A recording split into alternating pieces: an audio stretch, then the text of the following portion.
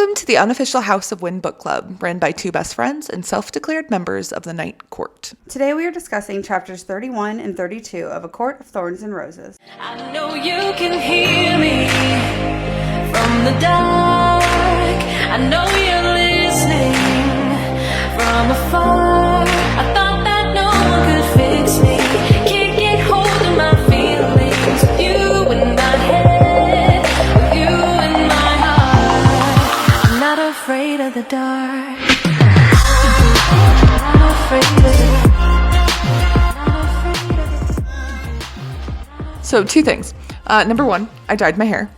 And that doesn't sound like a big deal, but it was my 100-pound weight loss gift to myself with some new hair. And I have had the same blonde, brown to blonde ombre for the last 10 years. I dipped my toes into dyeing my hair one time and I hated it so much I cried for 3 months straight. I cut it from almost waist length to a bob and dyed it red all at once, which was a lot of change. So I hated it. But I went back a little bit red. You can't see it now because it's up in a braid like a nun. But I love it. It's red and brown. And it was giving me very much tamed down Bryce from Crescent City vibes. But still enough that I was like, heck yes. So now when I look in the mirror, instead of it being just brown to blonde like I've had for 10 years, it feels a little something extra, which has been great because I'm also... my whole, life has changed, but I also have a new book series that I'm really obsessed with. And I think either you got me obsessed with it or I don't really remember how this happened. You got me obsessed with it. Okay. It is called From Blood and Ash. And I've only ever listened to them on Audible. So I've never held the physical book. Being in Italy makes it a little difficult. But it is so good. And I think I added all the hours up. I've spent over 60 hours listening to this book series. Abby, oh my God. On Audible. And it's so good. I was listening to it before we were recording today. And I sent you a message and I said, I cannot believe I'm crying from this book. And I had gotten chills before. And it's so good. So if you like ACOTAR, which, you are now listening to episode 16 of an ACOTAR podcast, so I would really hope. If you don't like ACOTAR, why are you still here? Welcome, but what's going on? What are you doing? So I'm hoping you like ACOTAR. I also know you will like this series. It's a 4-part book series now. And don't quote me on this, but I think another book's coming out. Or another book by the same author, different series, is something like that. But Libby, now you can piggyback off. Yeah, we kind of talked about this for a second because you got me into this, and I also have only audiobooked it, only because I made a really bad choice and decided to start 12 different books at the same time to read, and I was... Yeah, that was stupid. Yeah, it was a lot.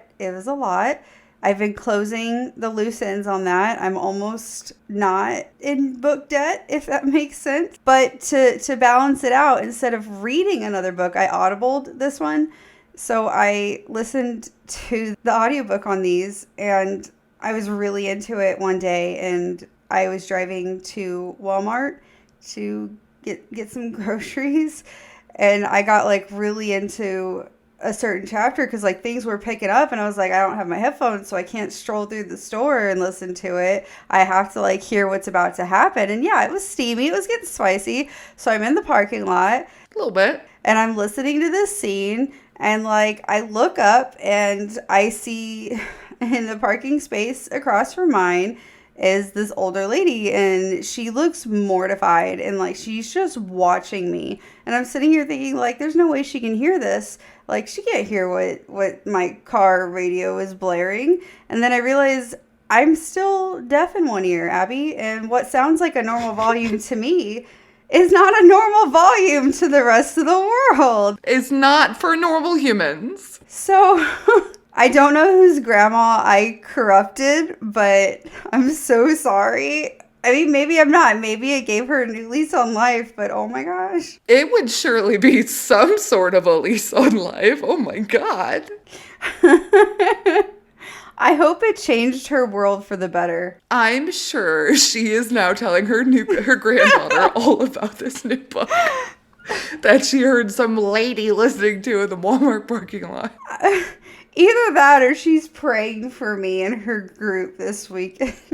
Either way, her life has been changed by you. You're welcome. Oh gosh. Abby, would you like to know this week's question of the week? I would. So the prompt that we wrote down says, like, what's your funniest prom story? But I think both of us agreed that our prom stories were both pretty sad, but they're funny now. It's been a good 10 years since we were in high school anyway. If you had told me 10 years ago that I'd be telling this story on a podcast laughing about it, I would never have believed you. Are you ready for my story? Oh no. Yeah. So, in high school, I loved very hard. Like, it was either all or nothing, right? Mm-hmm. I had, quote, fallen in love with my best friend my junior year of high school.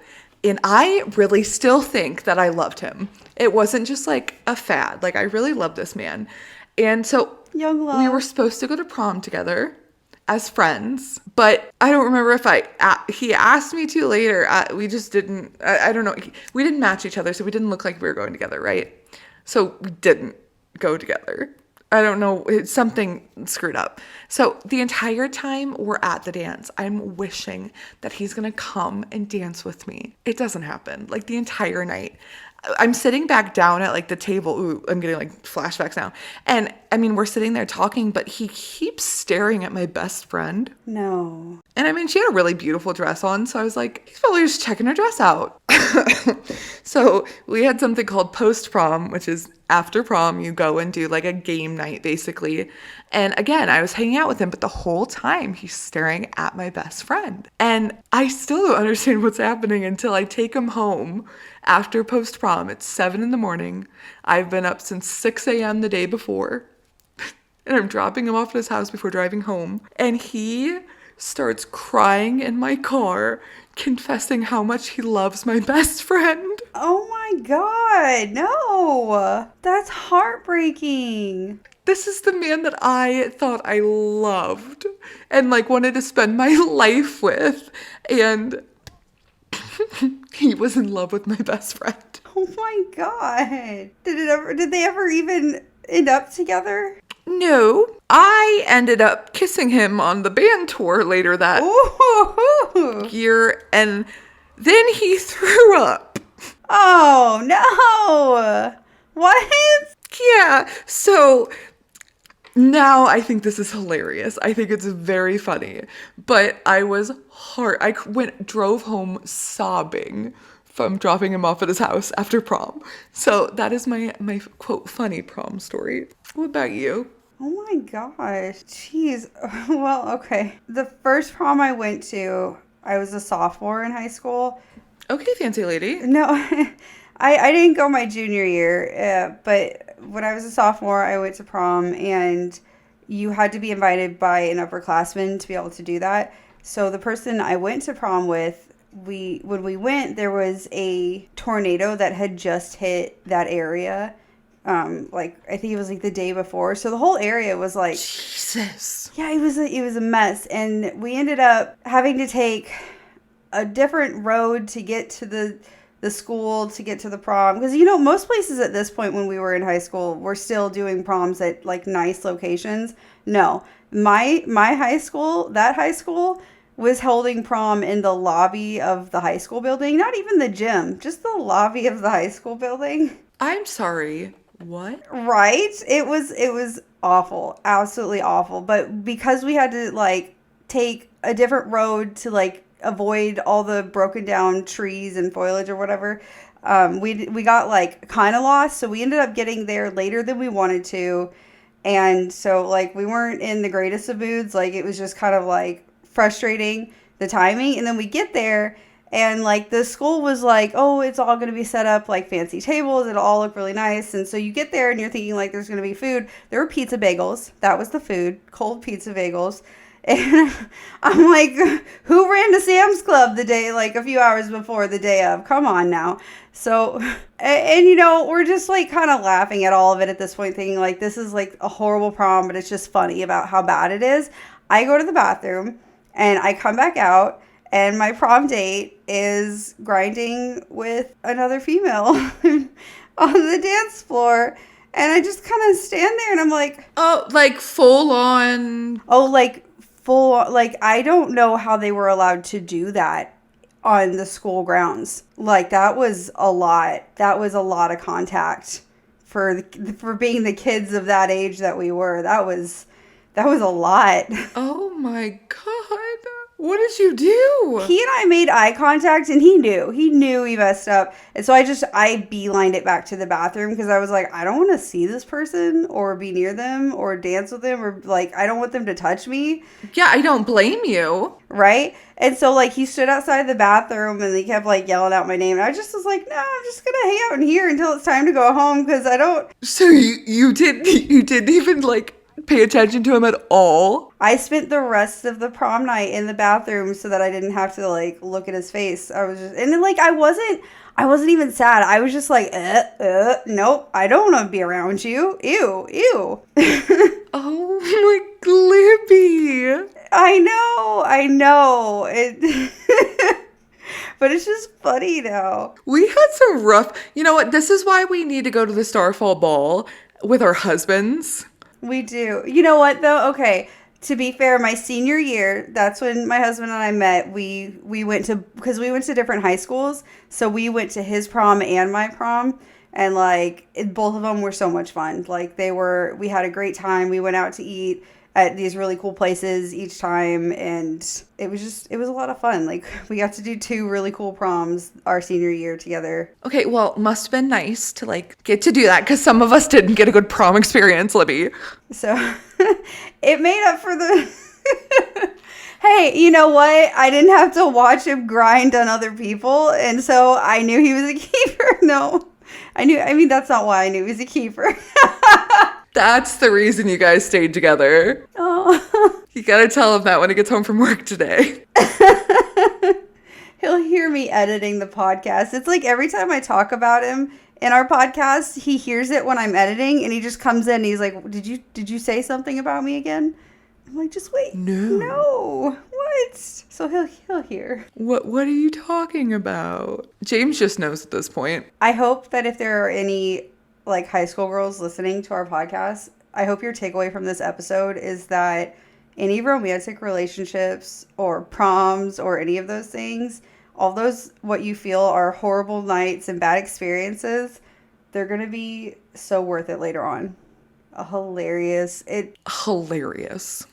They're going to be so funny later. Just think of it as your character development. This is your growth period. And we all need one. We all go through it. Well, Libby, are you aware just how long my chapter is this week? Are you even prepared for this? Did your chapter actually end? I didn't think that your chapter ever stopped. I'm not sure because after 3 hours of a summary this week, my brain has just turned into goo. So maybe it did, maybe it didn't. I don't know. All I know is one character did not stop talking for a very long time, which means we're not going to stop talking for a very long time. So I think we should probably get into our chapters. All right. Chapter 31. Feyre shadowed alongside Nesta as she inadvertently scared away suitors, eyeing Feyre at the ball.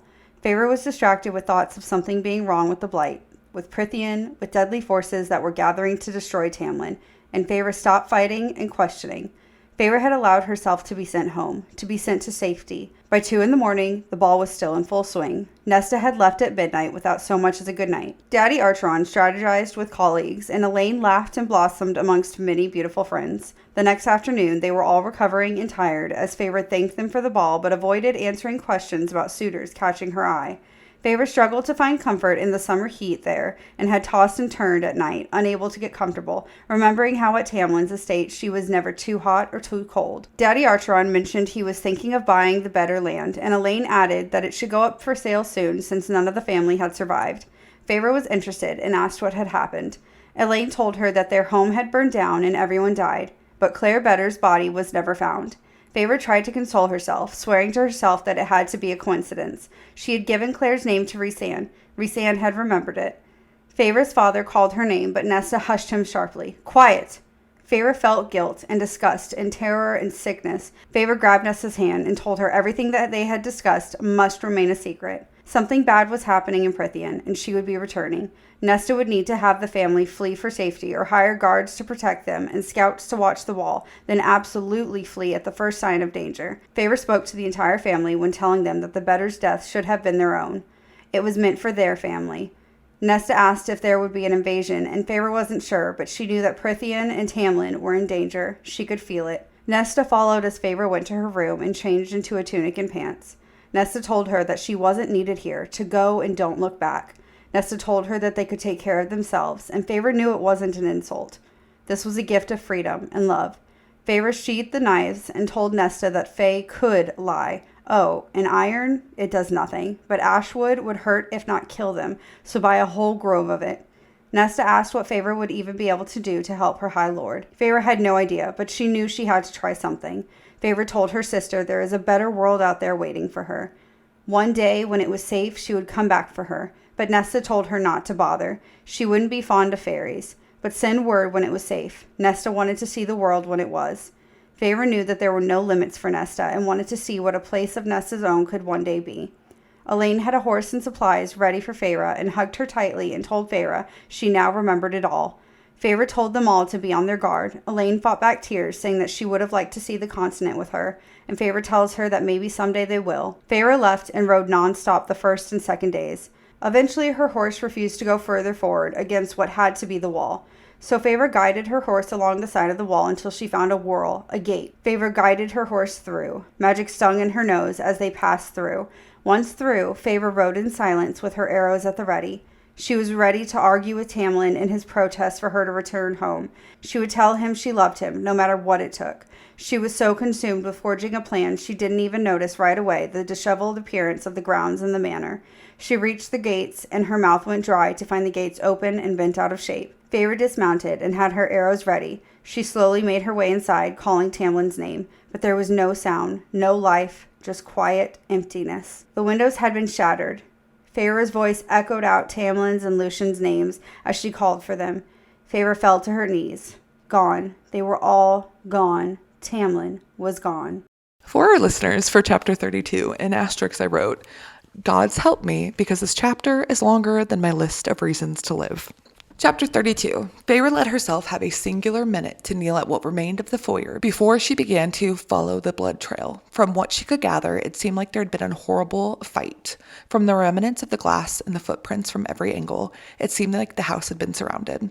The front door remained, but the doors to the garden were completely shattered. The only reprieve from her terror was the lack of bodies. No bodies meant there was a chance her High Lord still remained alive. She couldn't face the thought of him dying. She made her way through the wreckage to the dining room. She was unable to tell if there was additional damage from when Tamlin lost his temper on Rhysand's arrival, but thankfully there was no blood. She trailed the 2 sets of footprints in the glass from the dining room table to the doorway, where many more footprints gathered. She began to note that the trail had led to the garden when she heard a crunch from down the hall. Within a second, her hunting knife was in her hand as she scanned for a place to hide. She found none and had no choice but to hide behind the door. Feyre couldn't tell who it was who limped in, only that they wore a cape and were medium height. Slowly, the creature turned towards Feyre, and Feyre immediately recognized who it was.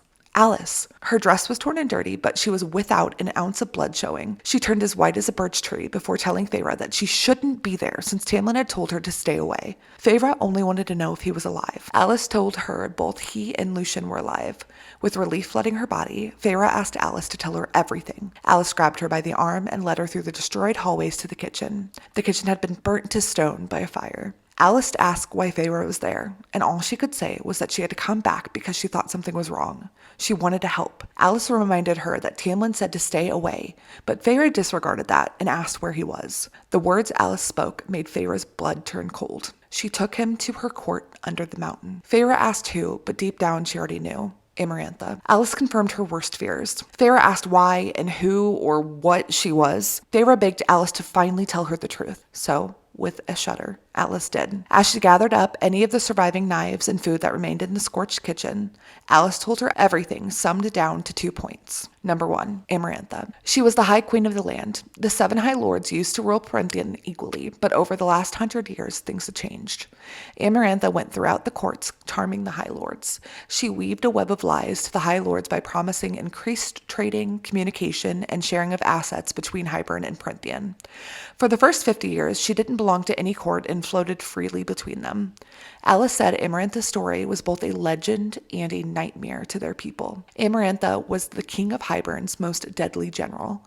On the front lines of battle, she was known to slaughter humans and any fae that defended them. Amarantha had a sister named Clythia, who fought by her side.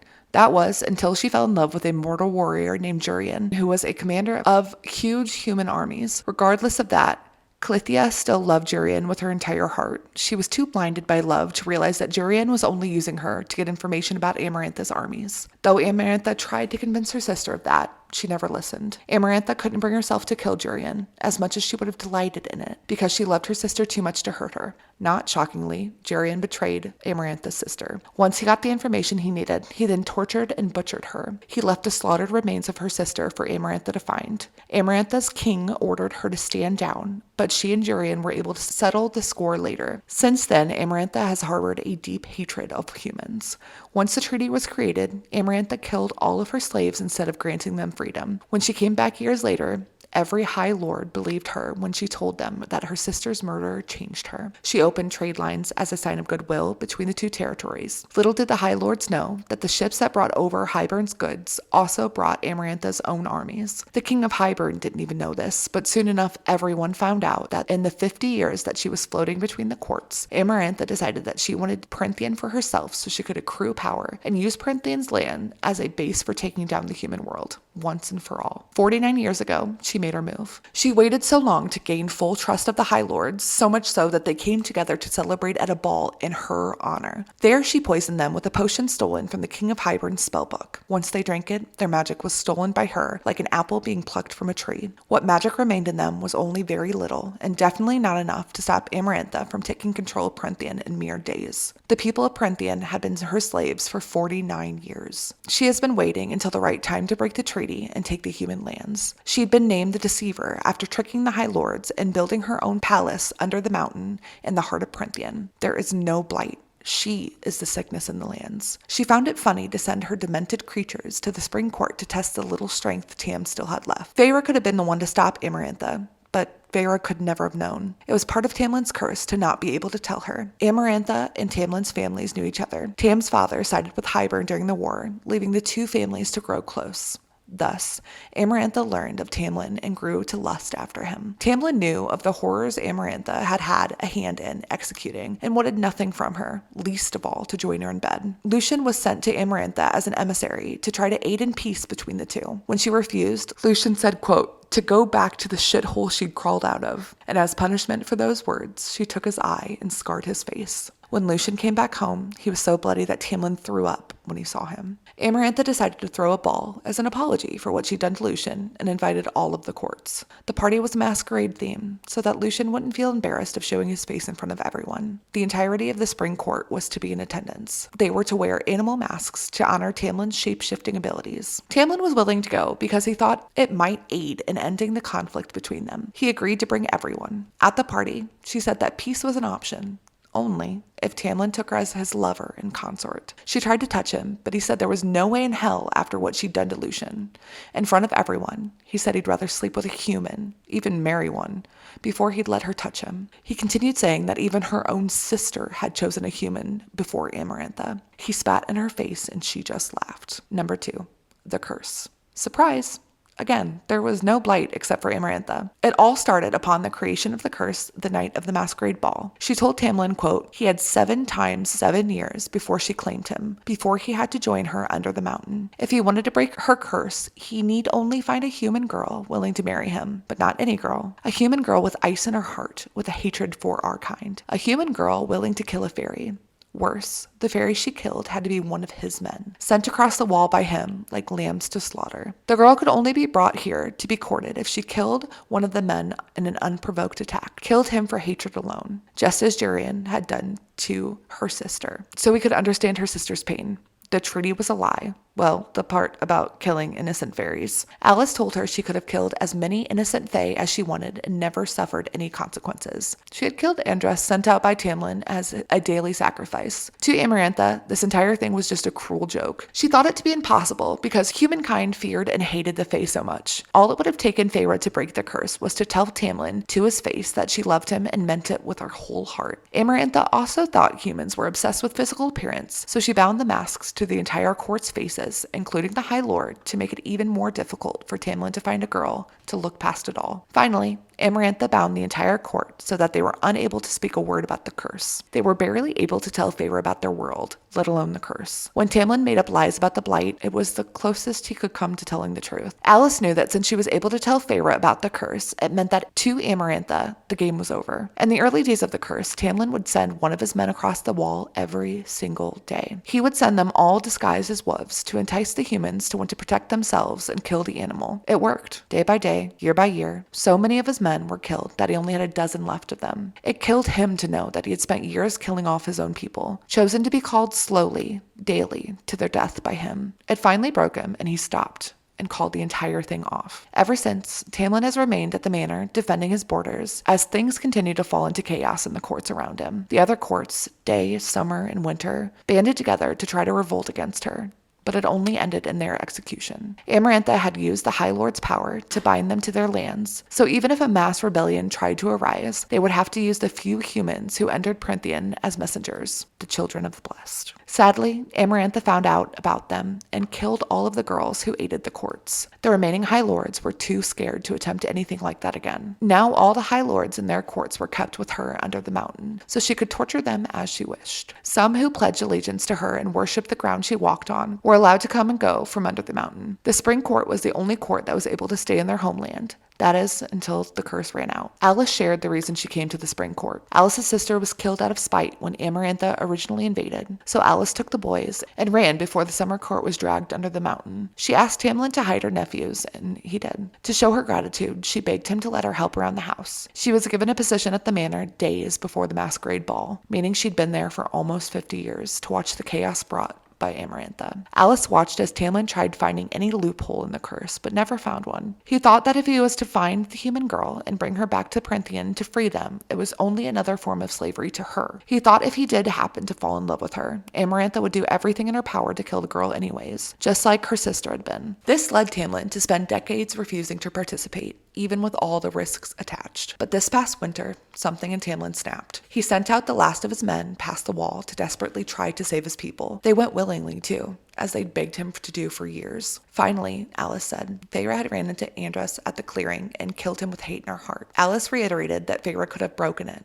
All Feyre had to do was tell Tamlin that she loved him with her entire, useless human heart, and his power would have been freed. Alice called her stupid, stupid girl. Feyre apologized, but Alice replied that she should tell Tamlin that. She left only 3 days before the 49 years were over. Tamlin let her go only 3 days before. Amarantha showed up at the house exactly 49 years to the second that the years had elapsed. She brought the 2 men and most of the court back under the mountain. Alice only remained because she was deemed unworthy by Amarantha, too low on the social ladder. Feyre asked about the King of Hybern. If Amarantha had conquered Prythian for herself and stolen his spells, then why didn't he see Amarantha as an insubordinate? Alice didn't believe them to be on bad terms. Hybern had not made a single move to punish Amarantha. The worst of it was that the creatures that were too horrible for even the Night Court converged to Amarantha and still did. She offered them a safe space. All they knew now was that Amarantha spent her days building her army and waiting for the perfect time to launch her attack to the human world. The 49 years had come to an end. Tamlin had not won by defeating her curse,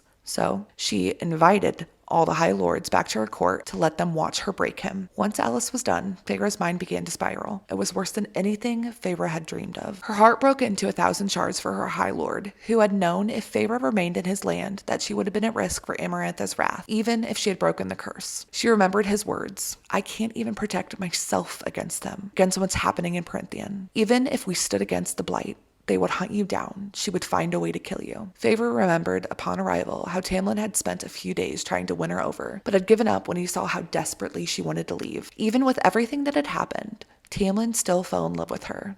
And they both knew she loved him, and even still, he let her go. Feyre asked Alice if Tamlin were to gain back his full powers, would he be able to defeat Amarantha? Alice didn't know, since Amarantha had fought and won using her brains, not her strength. But none of that mattered now, because the game was over. He was doomed to become her slave, and the court was to wear the masks until he agreed to become her lover. He'd never regain his full powers, and she'd never let those under the mountain go. Feyre asked a question that changed everything. How do I get under the mountain? Alice called it suicide, but Feyre asked again. Alice tried to remind Feyre that she was just a human and her flesh was paper thin, that she'd make things worse. She was too blind to even see Tamlin's curse. How was she to fight Amarantha? Feyre saw red.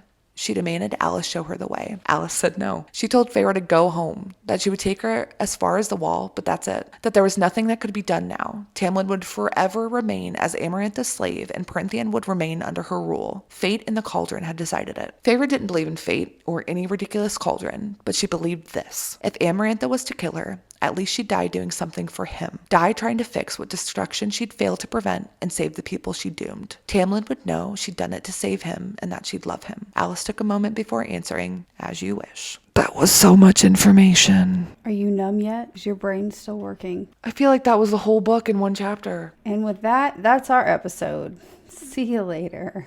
Ta-da! There's not enough room for anything else. I was messaging my new friend and I was like, I feel like our bestie just went, Alice has been wanting to spill all of this tea the entire time. I'm just going to let her talk for an entire 16 pages straight. Alice has not gotten enough screen time. Oh my, well, if this was a movie, she'd have at least a half an hour. So no worries there. This is her episode. This is the Alice episode.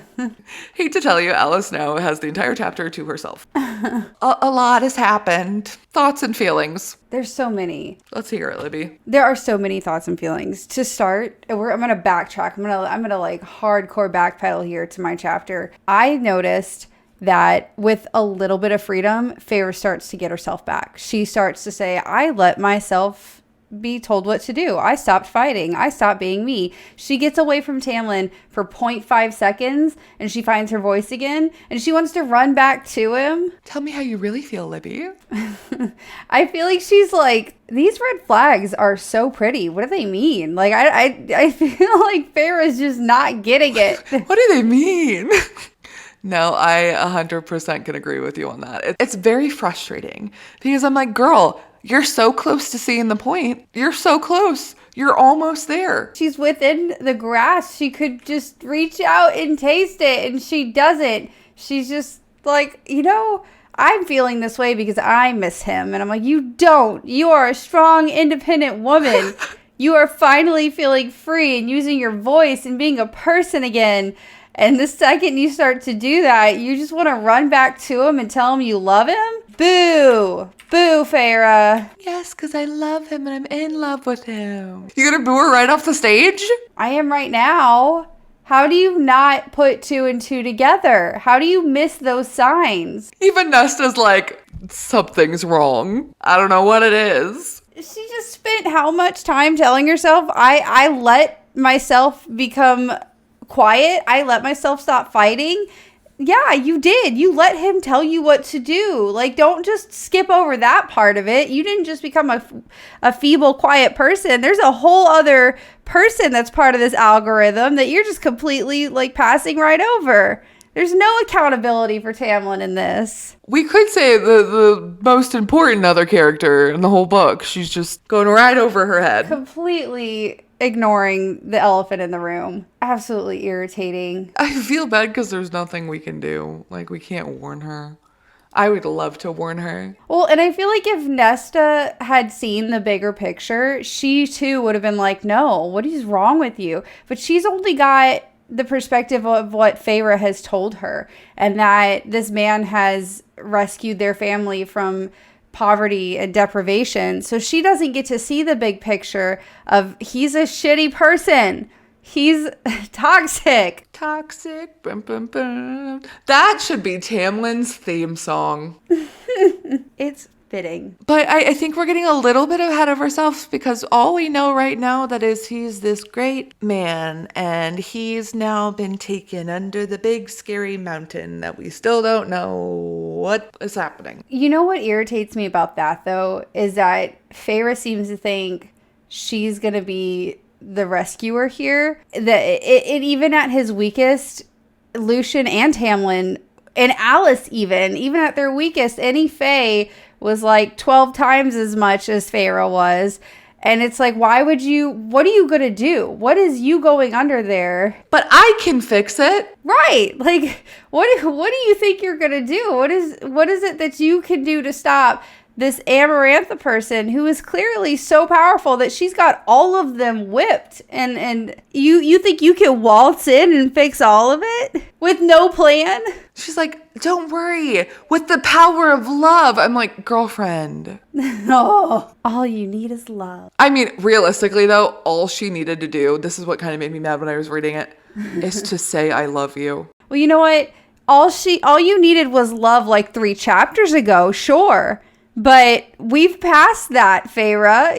Now love is not the answer. Love is not enough. You cannot just survive off of love and a prayer and a dream. No, Feyre, you need to have more of a plan. Hope and a wish. Homegirl waltzed into the spring court dreaming about, I'm going to argue with him. He's going to know I love him. She completely missed the fact that the whole place had been trashed until it was right in front of her face. She just kept going because she's daydreaming about seeing him again. Literally, she walks up. She walks up to the house and she's nothing. And then she walks in and she's like, oh. Tamlin, Lucian, guys. Tamlin. I'm like, did we not see any sign? Hi, the lights aren't on, Feyre.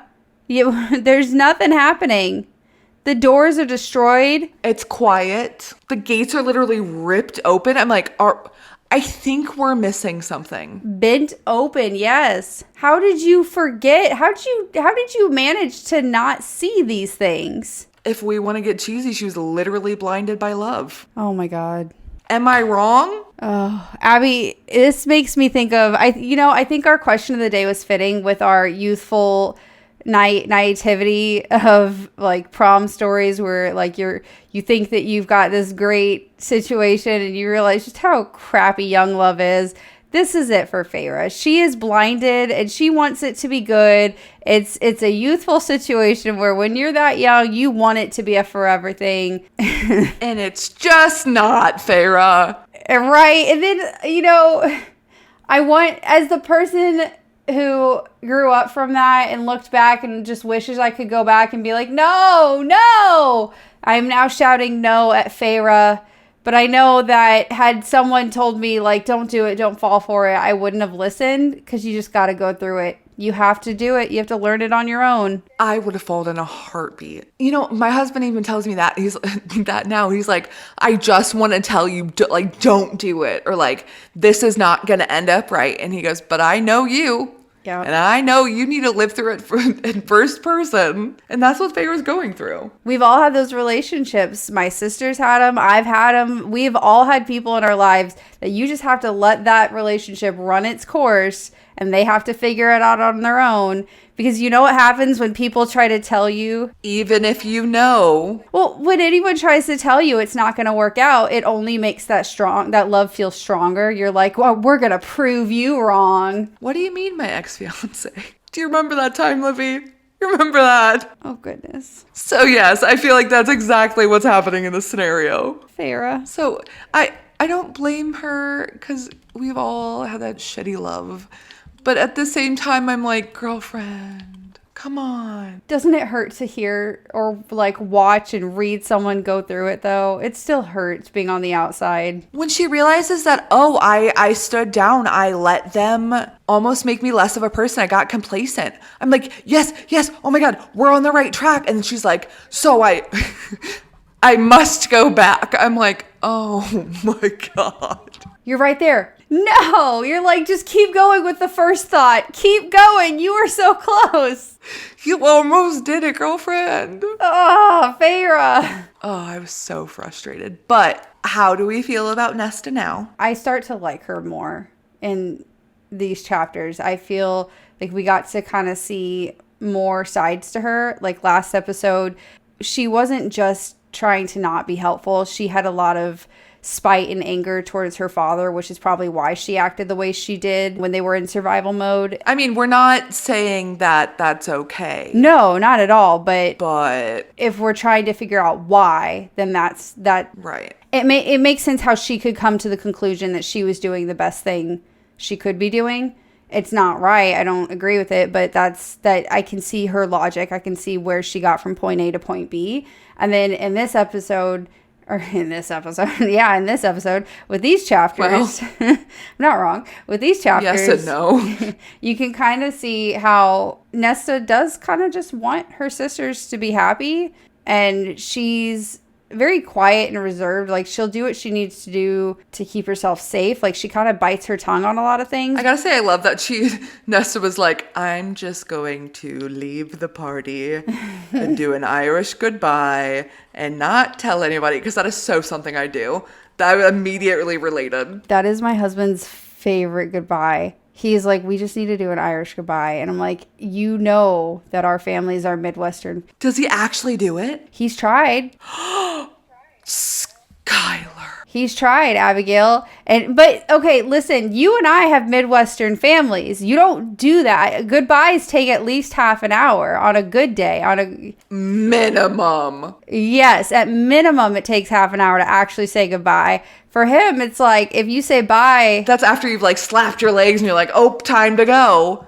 It's still an extra half an hour. Right, and you got your second win. Well, no, Skylar, like, he would probably just get in the car and go if I said it was okay. If I was like, yeah, go ahead and do that, he would. He would just dip right out. I am pretty sure the only reason he does it is because I don't like that. But, I mean, he's told me that's the way to go. No, because we'd never hear the end of it. No, but I'm pretty sure he does that at work. I'm pretty sure he Irish goodbyes at work all the time. Like, we go to, like, functions, and I go to, like, maybe 2% of all of his functions. Like, there's so many things. Same. Right. And so, like, the few that I've gone to, he's like, all right, let's go. And I'm like, you don't need to say anything. He's like, nah, we're good. Let's just go. I'm like, you go say bye to your boss or something. Like, nope. He's like, time to get out of here. He sure is. He's like, nah, like, let's get out of here. We're done. It's insane. Nesta's like, bye. And then, I mean, Feyre does the same thing. She sure did. She's like, yeah, I don't really want to say goodbye to my dad again, so we're not going to go through that one more time. Yeah. Okay, so that was your chapter. And then we have Alice throws up everywhere in my chapter. Oh my gosh. Info dump all over the place. I was talking to my husband about it. Venting about Bestie's writing. And I was like, I feel like I just got trauma dumped on. And he goes, Abby, there's a name for that in the fantasy world. And I was like, what? And he's like, you just got lore dumped on. Oh. And I was like, you're right. That is literally what it is. The plot holes needed to get filled. This was the chapter for that. Exactly. But that's usually reserved for like video games. Yeah. And you're going through and you need to have all this information at once. I was like, Bestie, we could have spaced that out a little bit. This was the part in the video game where the game suddenly offers you like 50 health potions and it's like, go through those doors. And you're like, whoa, why? You're like, maybe I don't want to. Maybe not. Here's this upgraded your weapon. You're gonna need it. What? Alice is like giving all this information, right? I don't think we need to go through the information right now. That's a lot. We will eventually have to go through, but I'm just going to let it sit and marinate in your thoughts for a little bit, dear listeners. But I love that after everything, and this has got to be like 20, 30 minutes of Alice talking, the only thing Feyre says is, how do I get under that mountain? Not thank you for the backstory, Alice. Not thank you for finally giving me the information I've been asking for the last, 6 months. How do I get under the mountain? Girlfriend. See, if I were Alice, I would have just like stared at her for a hard minute and I would have been gone. I'm like, nope. No. She did. That is 100% what Alice did. But no, Alice stayed. Alice stayed. No, I mean, like, I would have, after staring at her, I would have then just gone. Like, I would have just, I'm done. I'm done. Just left. Yeah, I would have Irish goodbye right then and there. That would have been it. Like, no. It would have been like, that's enough. I am done for the day. Bye. One, it's 1:30 in the morning, so my brain is already fried. Number two, I just feel like there was so much thrown at us at once. And now all we know is that Feyre's on a suicide mission to this theoretical under the mountain. And Alice doesn't want to take her there, but says, as you wish. And it just gave me like Butler vibes. I can't believe Alice agreed to it. She just gave her all the information she needed. And then she's like, all right, yeah, okay, I'll take you. And it's like, what? No fighting. You're going to do all of this? No. I wonder too, like, is it going to be so bad that Alice is like, you just pissed me off? Yes, I'll show you how to get there. Yep, go ahead, right there, enjoy. I don't think Alice has that in her heart. There's no way. She's already too invested in this story of Feyre. I cannot imagine her just being like, you know what? Let me make this as difficult as possible for you and screw you over because you upset. No, I don't think it could happen. Maybe not Alice. I'm sure any other Fae, Literally anybody else. probably Lucian earlier on would have done that. Lucian, in a heartbeat, we know this. I love that Feyre was like, y'all's iron doesn't do anything. It doesn't do a thing. Quit wearing your tinkly jewelry bracelets. It's not helping. Well, and then Nesta like holds her. Is like, what? What? You mean the bracelet, the matching bracelets? Remember those that we didn't get you one? What? You mean the matching bracelets that we never got you?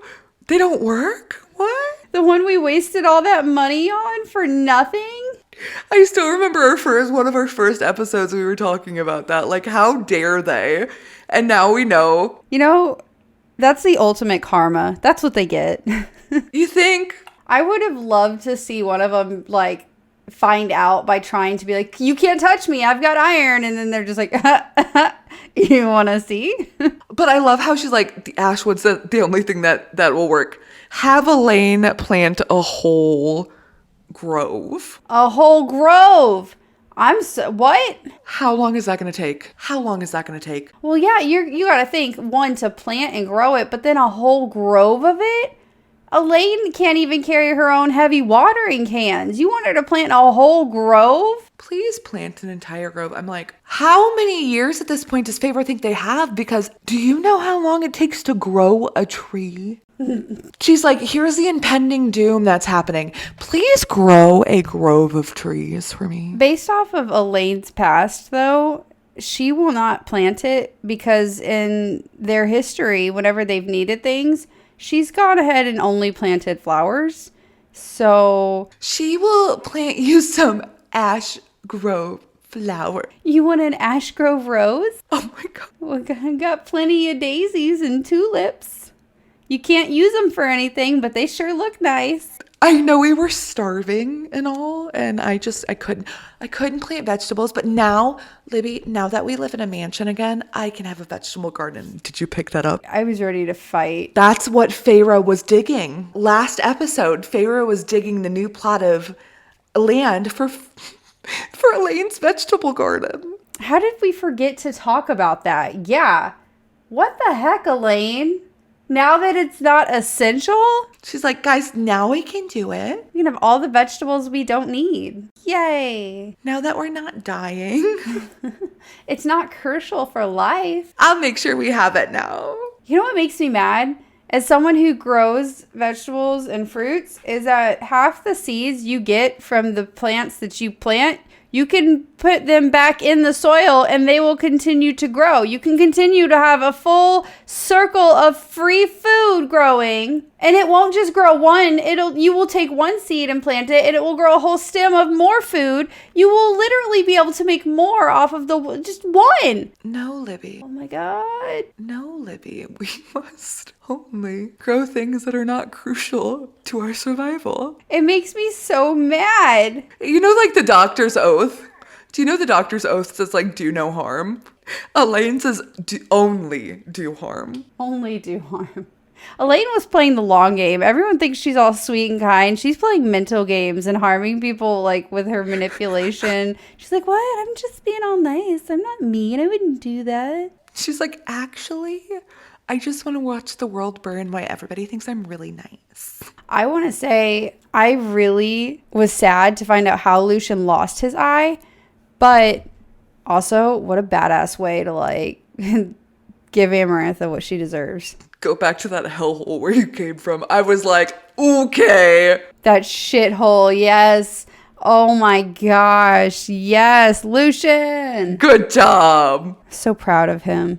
I'm not even shocked that he said that. I'm just proud that he did it. And it makes sense. Oh, absolutely no shock that he said that. Well, it makes sense why he was always like, you need to be careful about like the things you say and do. Because like, yeah, now he's always going to have that trauma of like, he's not just a High Lord son and like a bestie of another High Lord and an emissary of the Spring Court. Like he's not as protected as he thought he was.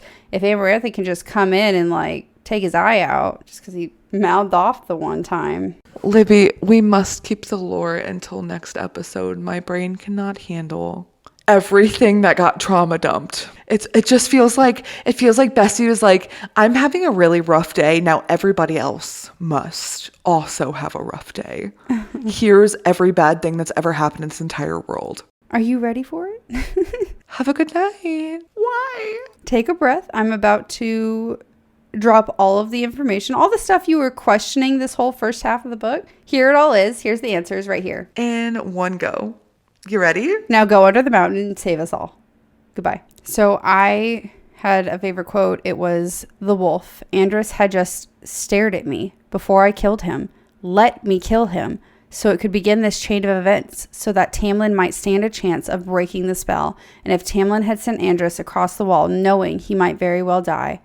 Oh, Tamlin. I was very sad for Feyre at this point because she starts to realize how orchestrated literally everything was. I mean, at least I was hoping she would. That their meeting, it wasn't just she was doing something to protect her family. She was supposed to kill this man, which also kind of frustrates me that Lucian gave her such a shitty time about this for so long when it was all planned. It was so frustrating. Reading it back and being like, are you kidding me? Right. But I also wonder, had he not done that, would she have been able to appreciate that Fae weren't as bad as what she had thought and then come to then love one? I think it was just Lucian being a butthole. I think he's just enjoying it. True. I think you're right. Which just makes me frustrated. It aggravates me because she didn't necessarily do anything wrong then. She didn't break any rules. She didn't step out of turn. They baited her. They baited her and set her up and she fell for it, and then they shamed her for it over and over again. It's just irritating. It's irritating to hear how many times they gave her such crap and made her feel so guilty when she was doing what they wanted them to. They lied to her. I will never get over that. That is something that I have not forgotten about these books since day one, and it makes me so upset. I have 3. The first one is Nesta when she's saying goodbye to Feyre. She says, we don't need you here, Feyre. Do not look back. 10 out of 10.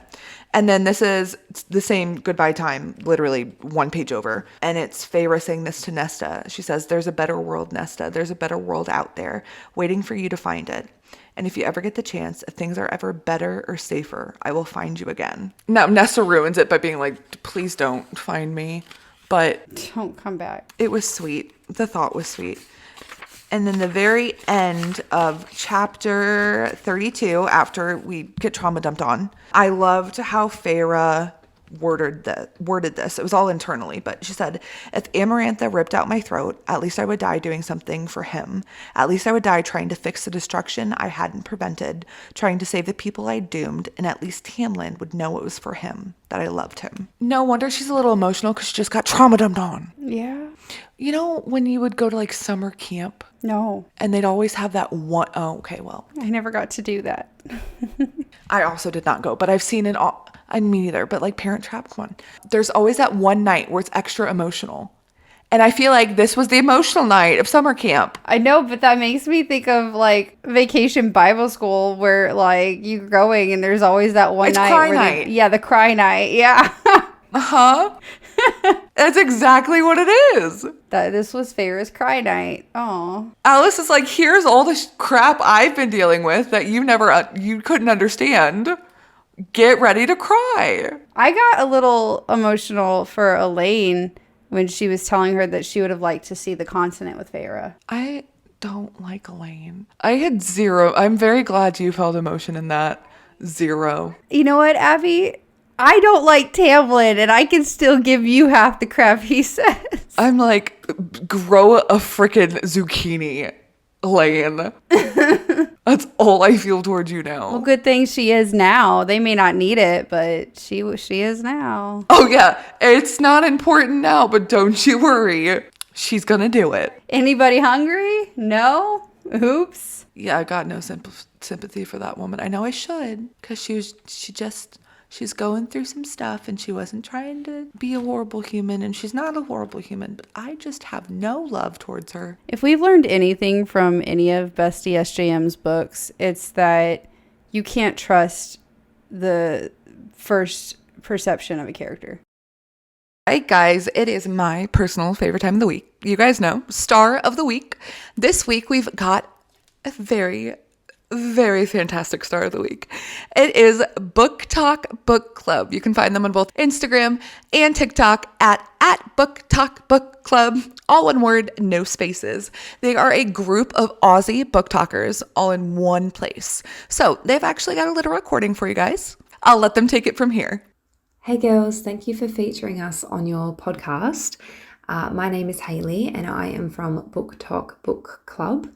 We made this book club a couple of years ago now, 2020, just outside of the COVID pandemic.